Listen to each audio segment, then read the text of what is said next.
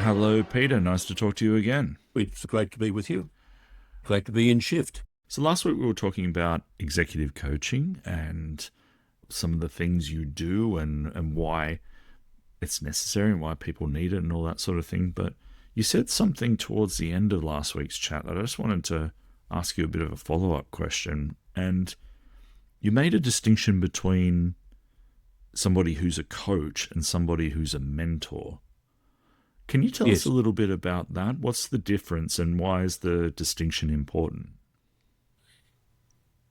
The difference between a coach and a mentor is that a coach challenges their client to think, to make decisions in a different way, to look at things in a different way, coaches the client to approach people and treat people in a different way in order to get kind of a leadership strength between them. A mentor is someone who uses his or her past experience as a kind of role model for the current situation in which a client finds themselves. So mentors are normally brought in where, for instance, a client is having a problem with a particular issue, and the mentor will say, look, when this happened with me years ago when I was in a similar position to you, this is what I did. Or the mentor can say, look, I've got a number of clients who have faced that problem these days. I used to do it this way. They now do it this way. Might be something that you'll think about how you do it. Right. So the mentor almost certainly has to have environmental information and experience. The more serious mentors are some of the leaders of our commercial business world over the past 20 years who are now mentoring senior people. And that's great. That gives them the confidence. Coaching, however, is a much more active involvement with the client, much more challenging involvement with the client. Mentoring, I think, is for people hugely more experienced, hugely more capable of understanding the environment and the process, but not necessarily understanding how to create change. Right. So that's interesting. So because you coach at a top level, is it clear to executives when they need a mentor as opposed to a coach, or vice versa?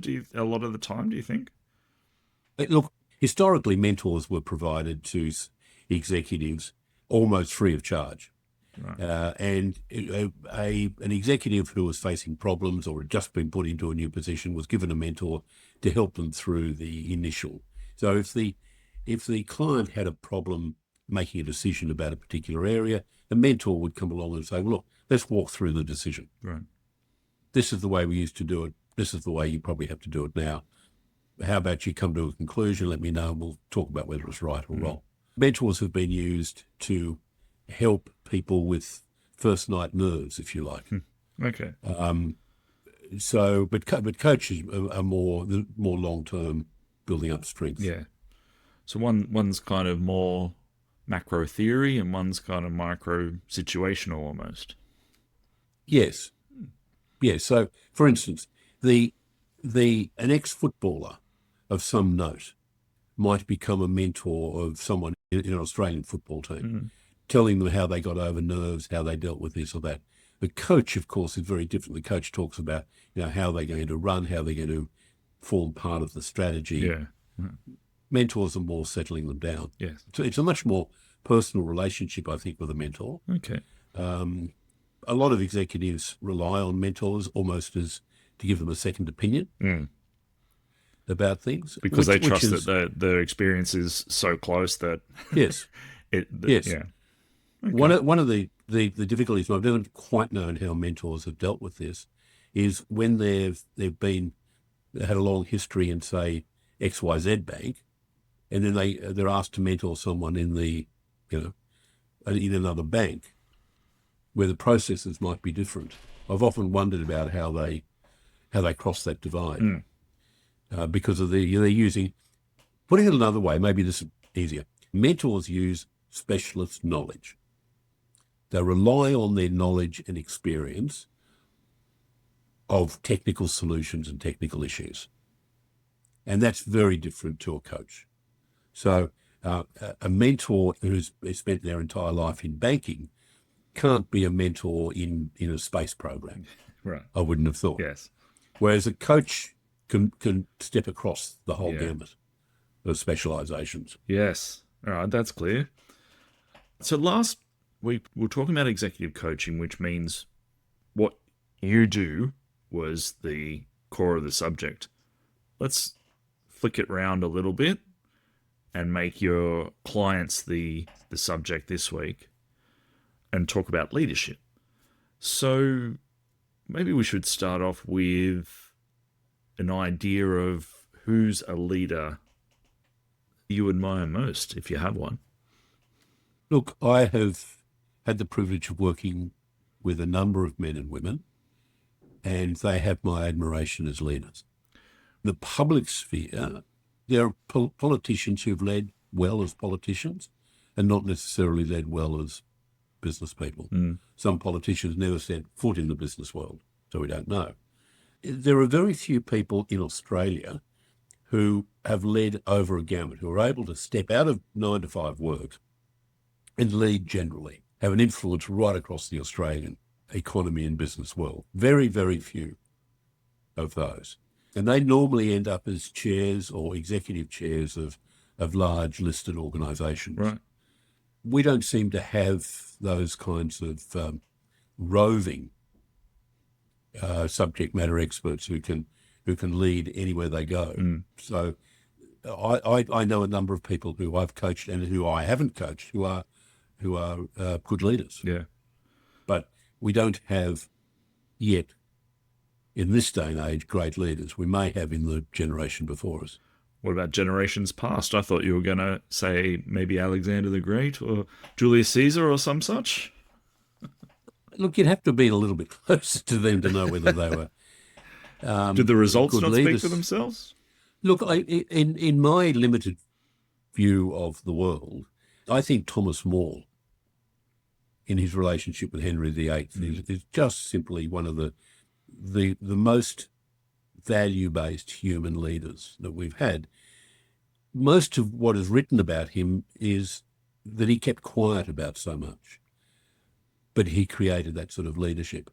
I think that there have been leaders in the literary world who've taken people to different areas and have expanded their scope. So painters, sculptors, but it's within an area. It's not generally. I don't think that in an era of the last 100 years of specialisation, we've really created anybody who's stepped right across, who could be capable of being elected the world leader. Yes. I mean, imagine if the United Someone's Nations trying. was... Yeah, that's right.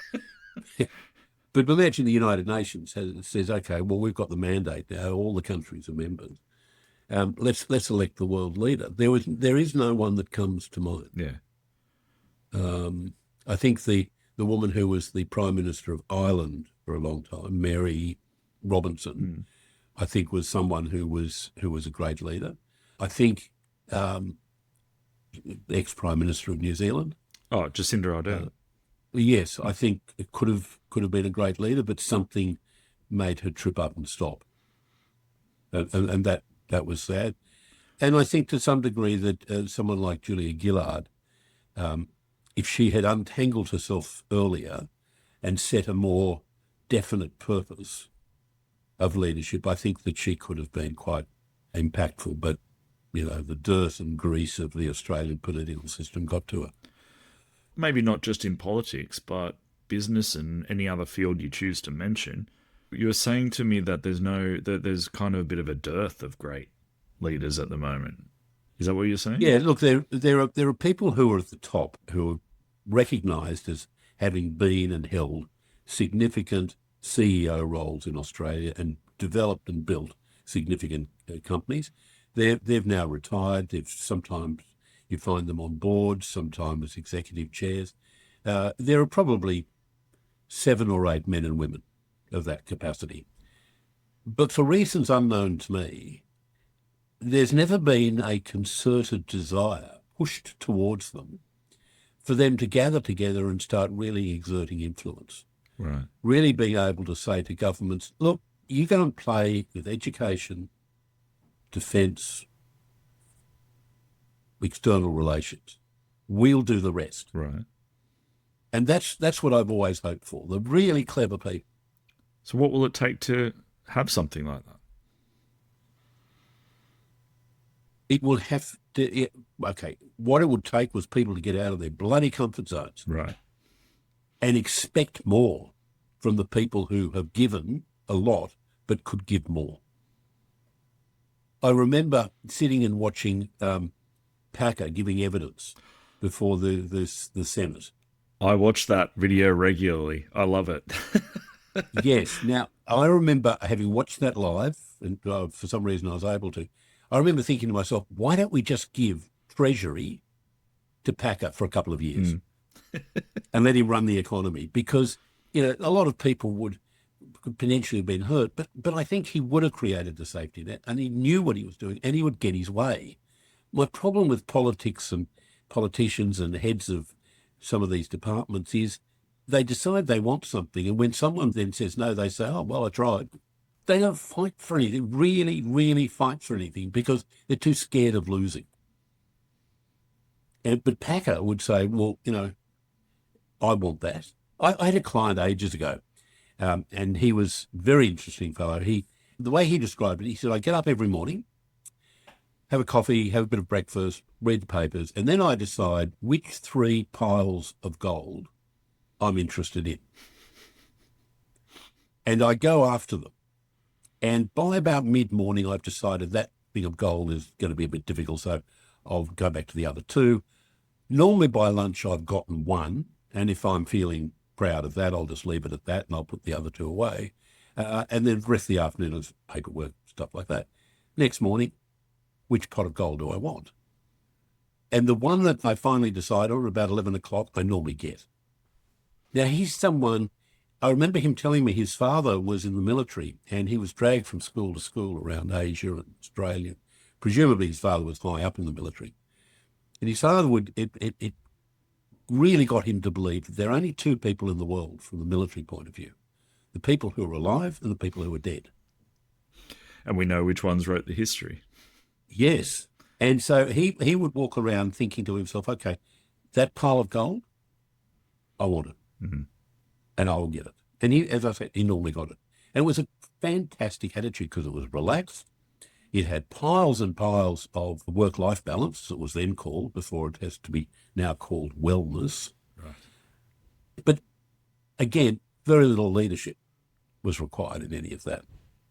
So I know I've meandered a little bit, but yes, we don't have the people who are willing to go after what they believe in and go after it completely. I mean, I will lose or win.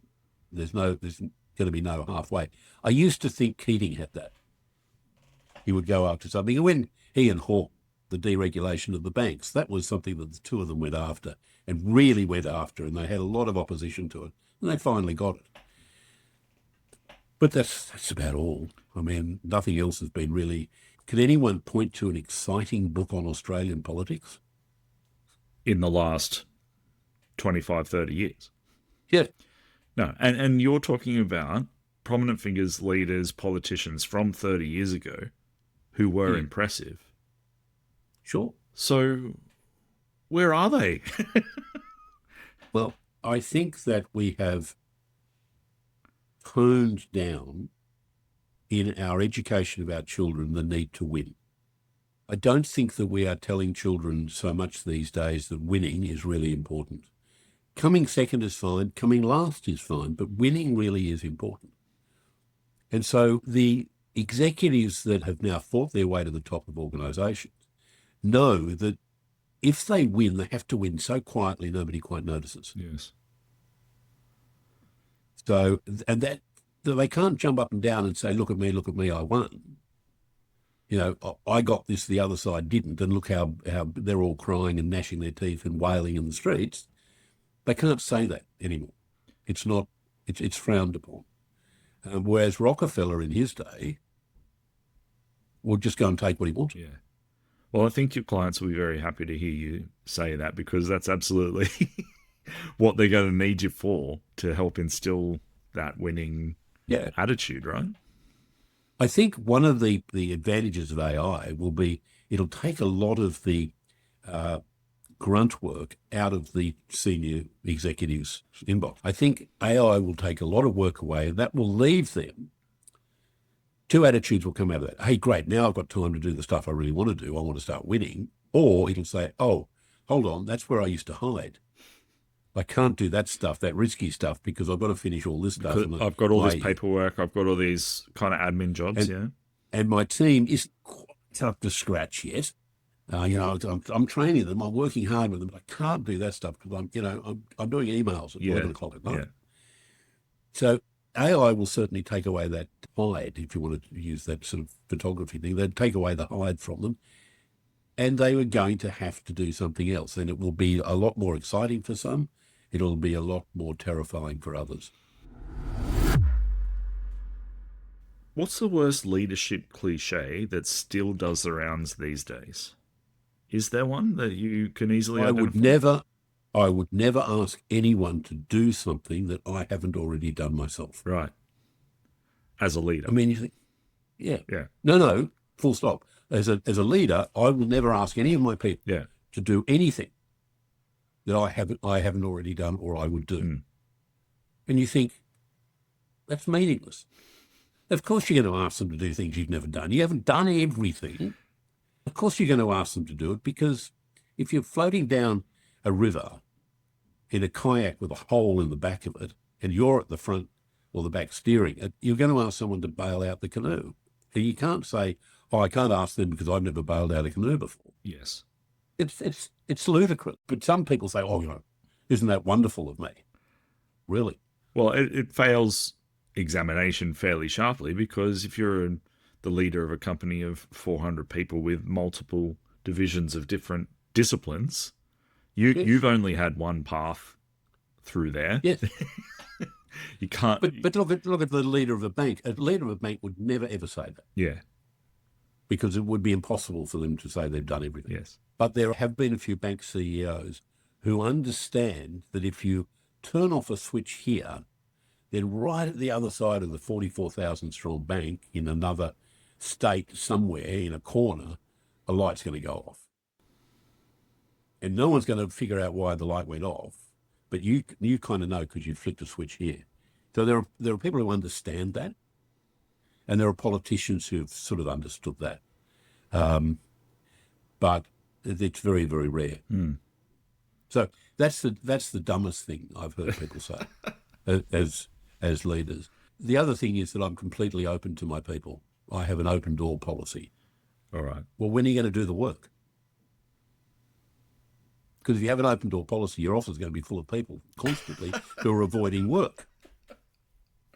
And that was one of the big problems. And also just hoping you solve their problems for them without them needing to have a go themselves. Yeah.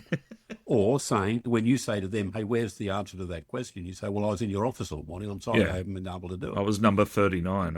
I was there a while waiting. Yeah. So, and that's my big gripe with open plan. Mm.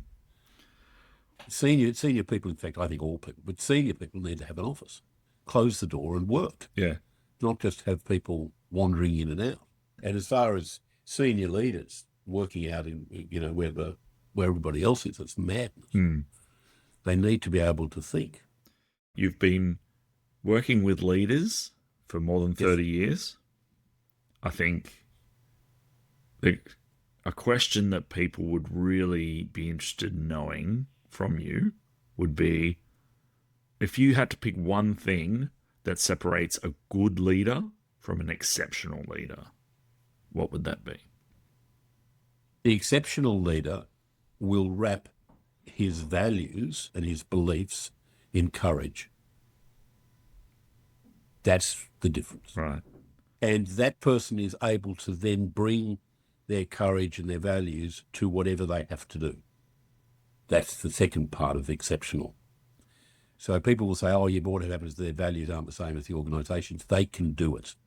So that's having the courage of your conviction, basically. Yeah, and being able to step in up until the time it offends your values, being able to step in order to make the right decisions. Mm. We may have talked about this before, but it's maybe worth flagging up again. The qualities of leadership Do they change over time? Have they changed over time in terms of your experience? Oh, yes. Yes. If you talk about the qualities of, or the aspects of leadership after the war, was very much command and control, hierarchical, male dominated. And then those things started to loosen a little bit. The male domination has really not left yet. It's still there, although it's starting to show signs of tiredness. Not yet has it shown signs of dysfunction enough for there to be revolution. I think leaders have lost their power. I remember 20 years ago someone asking me to rewrite a proposal deleting the word power because they didn't like it. All right. And we don't like to use the word power. And so you're getting the flattening of the playing field. Everybody gets to cooperate and everybody gets to have an opinion about something. And so this was the era of suddenly the burgeoning meetings. Everyone had to go to a meeting in order to agree, even though you had no authority or no interest in the actual decision. So decisions were scattered about the place. Right. And as soon as you start scattering decisions around, the decision gets lost, and someone realises 6 months later, hold on, we didn't do anything about that. So leadership then became controlling your managers, Right. and management is about how do you advocate and meet resource change and resource distribution, and how do you reach certain figures. So the production figures, etc., sales figures. And so it changed a little bit with that. And then I think leadership became such a byword that people wanted to put leadership on their business card. And as soon as that happens, you know that it's meaningless. I remember being part of, as a coach, being part of a leadership program that ran for a number of years. And 2 years into this program, it ran for some 7 years, 2 years into that, everyone was putting, because it was called the Enterprise Leadership Program, everyone started putting enterprise on their business cards. And not just because they were Star Trek fans, I guess. No, not at all. And it was quite funny because the CEO found out about that and then had them all rewrite their cards as to what it should have been. Right. Because they couldn't, there are only 2 or 3 people in the organisation who are actually allowed, properly so, to have the word enterprise. Okay. Because there was a specialist area. So I think that leadership at that stage started to lose its grunt. Leadership started to lose its accountability and responsibility. It only came up in discussions with you if someone was going to blame what had happened in a lack of leadership. So it wasn't the machine that broke down, it was lack of leadership. And then you'd have this argument that had no answer whatsoever. Well, how do you know that it was lack of leadership? What caused the lack of leadership? And sometimes that led to the examination of some abhorrent behaviour, but that abhorrent behaviour didn't necessarily mean that the numbers went down. So it became quite complex. Leadership, I think, lost its meaning 5-6 years ago. You still walk through bookshops and you see leadership's on every second book. I used to bore my people when I ran workshops and clients, telling them how many books in the Australian National Library with leadership in their title. I used to know the number. It was tens of thousands. I also knew how many books were published every week on Kindle with leadership in the title, and it was horrific. So with all of these books on leadership, and in bookshops in airports where people would want to grab something, if it was an hour's flight, they'd grab one book. If it was a 2 hours flight, they'd grab 2. If they're reading all these books on leadership, where's the leadership change? Where can we see the product of all this leadership knowledge? Because you mean the next batch of leaders are reading the same leadership thoughts that the previous ones had and implementing No, it's because they read the books and they don't learn anything. Yeah. And they don't make change. It doesn't change them at all. Most CEOs have 4 things they can say about leadership, which they got out of normally 3 books. And it's what they remember from the book. Sometimes they've written it down because it really means something to them. But it's no more than that. The rest is fly by the seat of your pants. There are some people who are naturally good leaders. I know you're into sports, you know that people that if you put a whole lot of people together for a rugby or a soccer team at an oval one Saturday afternoon and say, okay, we're going to form into a team and we're going to play on, in this competition, there'll be one person that everyone turns to as the captain, one or two people, and that they, fight it out somewhere. It's almost instinctive. Yes, yes, and we don't do that in business in Australia. There was Gary Hamel, who years ago was one of the great management and leadership experts. We knew that because he would constantly tell us that. Hamel went into a company in America, as he gleefully told us all, and there were no business cards except for a couple of people who could walk around with a business card that said leader.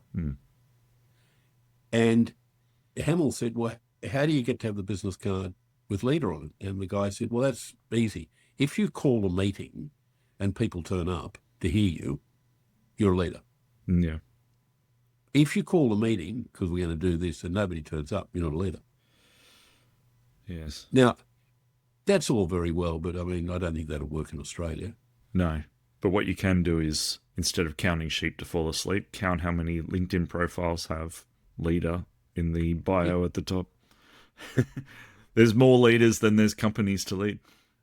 Absolutely. Most executives congratulate themselves on their leadership. Most executives will put it on their CV. Now, prove it or disprove it. You can't.